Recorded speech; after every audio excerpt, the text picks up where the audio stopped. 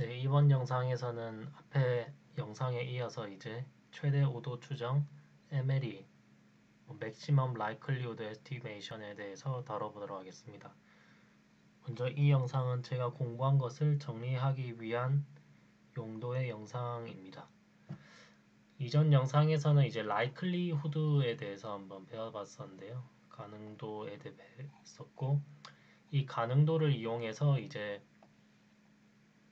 통계학에서 아주 중요하게 사용되는 최대 우도 추정 MLE에 대해서 다뤄보겠습니다.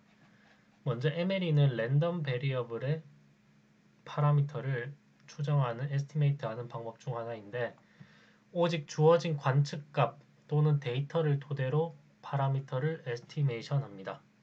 이게 중요한데요. 오직 주어진 관측값 또는 데이터만을 이용해서 에스티메이션을 한다. 이게 뭐 전체적인 어떤 틀이고 뭐 바꾸어 말하면은 주어지지 않은 관측값에 대해서는 파라미터를 에스티메이션한데 도움을 줄 수 없다. 즉 주어지지 않은 관측값에 대해서는 어떤 약점을 가지고 있다라고 해석할 수도 있겠죠. 사실 이게 MLE의 단점이기도 합니다. 그거에 대해서는 이제 뒤에서 한번 살펴보도록 하겠고요. 예를 들어 P의 확률로 앞면이 나오고 1-P의 확률로 뒷면이 나오는 동전을 던져서 확률 P를 예측한다고 가정해 보겠습니다. MLE로 P를 계산하기 위해서는 간단하게 앞면이 나온 횟수를 전체 횟수로 나누면 됩니다. 뭐 예를 들어서 뭐 동전이 있는데 그게 뭐 일반적인 동전 같으면은 이제 50대 50의 확률로 나오겠죠. 하지만 저희가 그거를 모른다고 했을 때 뭐 100번 던져서 3번 앞면이 나오고 30번 앞면이 나오고 70번 뒷면이 나오면은 뭐 3대 7이라는 비율로 나온다 라고 이제 추정을 할 수가 있겠죠. 뭐 그런 내용을 이제 다뤄보려고 합니다. 그래서 여기서 말한 게 일단 확률 P를 계산하기 위해서 간단하게 앞면이 나온 횟수를 전체 횟수로 나누면 된다 라고 이제 적어놨고요. 보다 자세한 설명을 위해 알려지지 않은 probability density function f0가 있다고 가정하고 이제 x 데이터는 x1부터 xn n번까지 던졌단 말이겠죠. 를 그 확률로 생성되는 관측 값이라고 가정해 보겠습니다. 이런 density 펑션이 이제 세타라는 파라미터라이즈된 어떤 분포라고 하고 데이터 x가 주어진다면 세타의 값을 알 수 있을 텐데요. 이것을 fx given 세타라고 표현하고 이 값을 계산할 수가 있습니다. 이까지를 설명하면은 이제 뭐 간단하게 저희가 이런 probability density function 이것도 이전 영상에서 제가 다뤘죠. probability density function이 뭔지 그리고 이런 어떤 함수가 있을 때 그 함수는 항상 파라미터를 가지고 있습니다. 그 파라미터의 값에 따라 함수의 분포가 어느 정도 이제 결정이 되는데 그 파라미터 세타를 이제 여기 나오는 이 세타에 해당하겠고요. 그리고 저희가 주어질 input 데이터 x가 이제 주어진다는 거죠.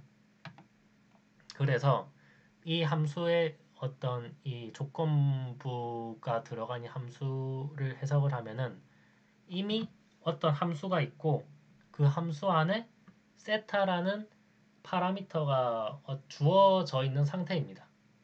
네. 예를 들어서 함수 f가 정규 분포고 세타인 평균과 분산이 평균은 0, 분산은 1 이런 상태로 주어져 있을 때 그때 데이터 x가 들어왔을 때의 그 함수 값을 계산할 수 있다. 이제 이렇게 해석하시면 됩니다. 만약 f가 가우시안이라면 세타는 평균인 뮤와 분산인 시그마가 될 것이고 베르누이라면은 p가 되겠죠. 네. 이렇게 정의하면 가능도, likelihood는 다음과 같이 정의할 수 있습니다. 여기 가능도 이제 L, large L이라고 표현하고요. 여기에 주어진 이제 세타, 그 파라미터고 그리고 데이터 이렇게 주어졌을 때 간략하게는 이제 데이터들을 이제 large X로 표현할 수 있고 그리고 이거를 이제 함수 형태로 표현하면은 이제 fx 기분 세타 그리고 이걸 다시 풀었으면은 이렇게 표현할 수 있습니다. 여기서 중요한 거는 이제 given x입니다. 일단 함수 값이 주어지고 함수가 주어지고 그 함수에 들어가는 파라미터의 값이 주어졌을 때 데이터가 들어오면 계산을 해서 함수의 값을 계산할 수 있다. 네, 이거를 기억하시길 바랍니다. 그럼 Maximum Likelihood Estimation 줄여서 MLE는 이제 세타를 에스티메이트하는 방법 중 하나로 likelihood를 최대로 만드는 값을 선택하는 것입니다. 만약 선택하는 값을 세타 햇이라고 적는다면 MLE는 다음과 같은 방식으로 값을 찾을 수 있습니다. 여기서 세타 햇은 argmax, 세타, 라지 L, 세타 x 이렇게 표현할 수 있고 이 likelihood의 표현만은 앞에서 이제 언급했듯이 이렇게 함수식으로 표현할 수 있습니다. 여기서 이제 하는 말은 그 likelihood가 최대값을 가질 때 그때의 세타 값이 뭐냐? 지금 그거를 저희가 알고 싶은 거고 그때의 세타 값을 이제 세타 햇으로 표현하겠다. 저희가 찾는 것은 최종적으로 이제 세타 값이다. 이걸 이제 인지하고 계시면 되겠습니다. 이때 만약 관측값들이 IID 이 조건 되게 중요하죠. Independent and Identical Distributed 그리고 그러니까 이제 데이터가 발생한 게 이제 서로 독립적이고 그리고 동일한 분포로 이제 나타났다. 예, 뭐 그런 뜻이 되겠는데 뭐 예를 들어서 주사위를 던졌는데 주사위에 던진 시행들이 각각이 모두 독립적이고 그리고 동일하게 분포된 형태로 나타났다. 뭐 이런 상황이라고 이제 가정을 하는 거죠. 그래서 만약 관측값들이 이런 IID라면은 fx 기분 x는 이제 이런 곱들 형태로 이제 나타날 수가 있게 되죠. 이 식이 이렇게 풀어지는 것은 이런 독립적 이런 IID 조건이 있기 때문에 이렇게 각각의 시행들이 곱의 형태로 표현될 수 있다. 라는 어떤 확률에 있는 어떤 정의에 따라서 이 식이 이제 이렇게 전개가 될 수 있습니다. 그래서 이제 지금 이까지는 이렇게 식을 각각의 사건에 대해서 이렇게 식을 풀어서 모두 곱한 것을 이제 likelihood로 표현을 할 수가 있고요. 그런데 여기에 있는 이 그 값들을 모두 곱하게 되면은 곱셈도 어렵고 숫도 너무 작아지기 때문에 로그를 씌워서 덧셈 꼴로 바꾸게 됩니다. 이때 로그는 단조 증가 함수이므로 로그를 취했을 때 최대값을 가지는 지점과 원래 최대값, 그러니까 로그를 취하지 않았을 때 이 곱으로 된 형태의 최대값을 가지는 지점의 이 세타 값이 동일하죠. 왜냐하면 로그는 단조 함수이기 때문에 그 영향을 어떤 단조 증가 함수이기 때문에 최대값을 가질 때 그때 파라미터에 전혀 영향을 주지 않기 때문입니다. 그래서 이때 최대값이 가진 지점이 동일하고 곱셈보다는 덧셈이 계산이 간편하므로 많은 경우에 likelihood를 사용하기보다는 log likelihood를 사용하여 파라미터 에스티메이션을 계산합니다. 그래서 여기 MLE는 가장 간단한 파라미터 에스티메이션 방법이지만 제가 처음에 말했듯이 관측값에 따라 그 값이 너무 민감하게 변한다는 단점이 있습니다. 그 말을 제가 어디서 했냐면은 여기 오직 주어진 관측값 또는 데이터를 토대로 파라미터 에스티메이션을 한다. 여기서 이 관측값에 따라 그 값이 너무 민감하게 변한다는 단점이 있다. 라는 제가 설명을 조금 언급했었고요. 그래서 예를 던져 동전 던지기의 극단적인 경우로 n번 던져서 n번이 앞면이 모두 나온 경우 저희가 뭐 n분의 n은 1이라고 해서 likelihood를 1이라고 하면은 이제 1이라고 해야 하는데 likelihood 입장에서는 과연 이게 합리적인 추론일까? 라는 것이 이제 이 maximum likelihood estimation의 어떤 약점이라고 할 수 있습니다. 일단 여기까지가 maximum likelihood estimation에 대한 정의이고요.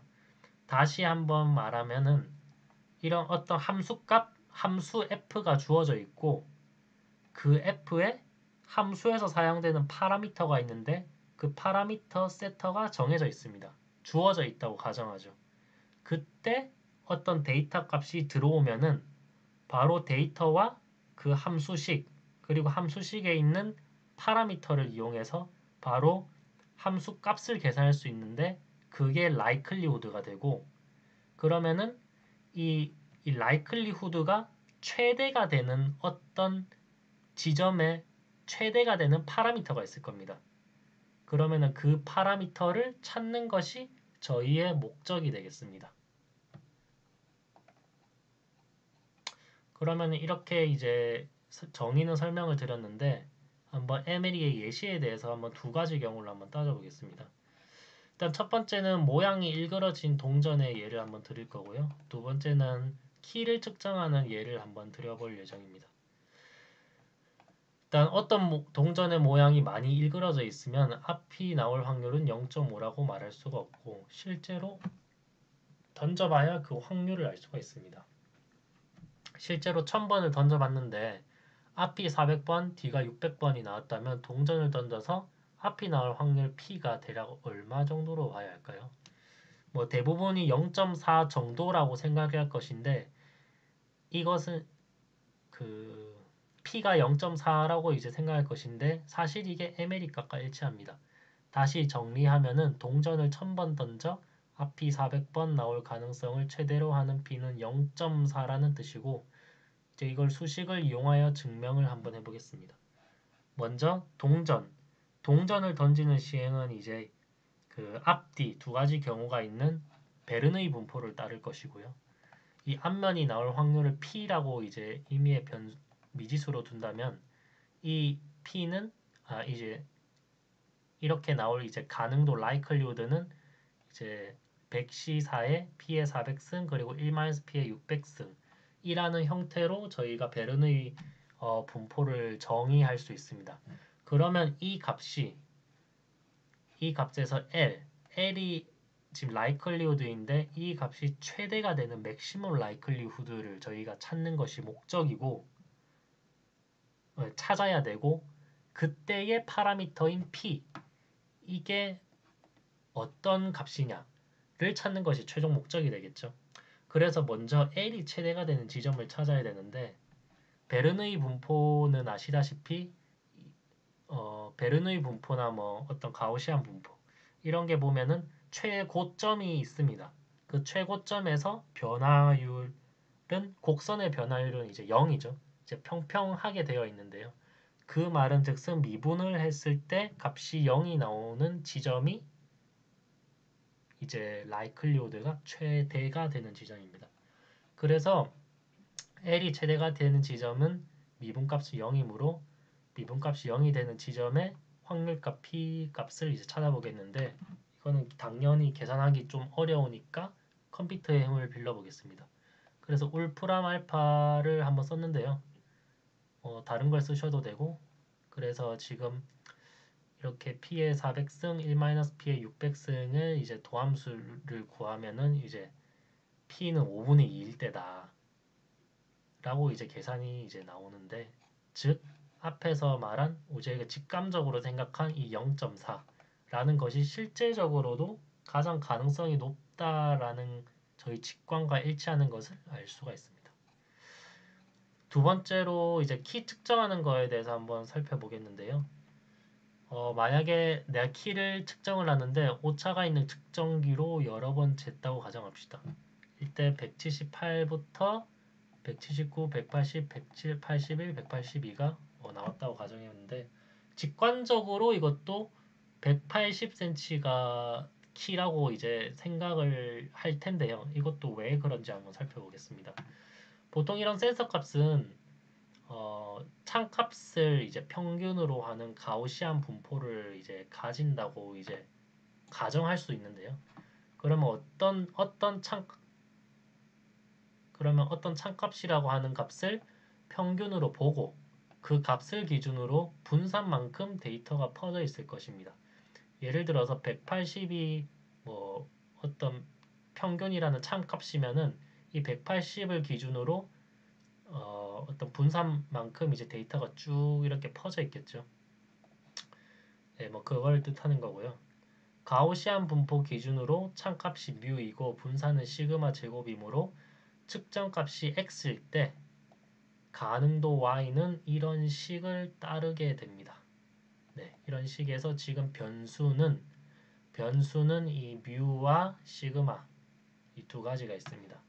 따라서 5번 측정한 키가 178, 79, 80, 82, 82로 나올 가능도 L은 likelihood L은 각각의 값이 나올 가능도의 전체의 곱과 같습니다. 그 곱을 저희가 아까 이런 형태로 표현을 했죠. 네. 그래서 이런 가우시안 분포에 저희가 관측한 값 x 대신에 이렇게 숫자를 집어넣고 모두 곱하게 된 게 likelihood L이 되고요.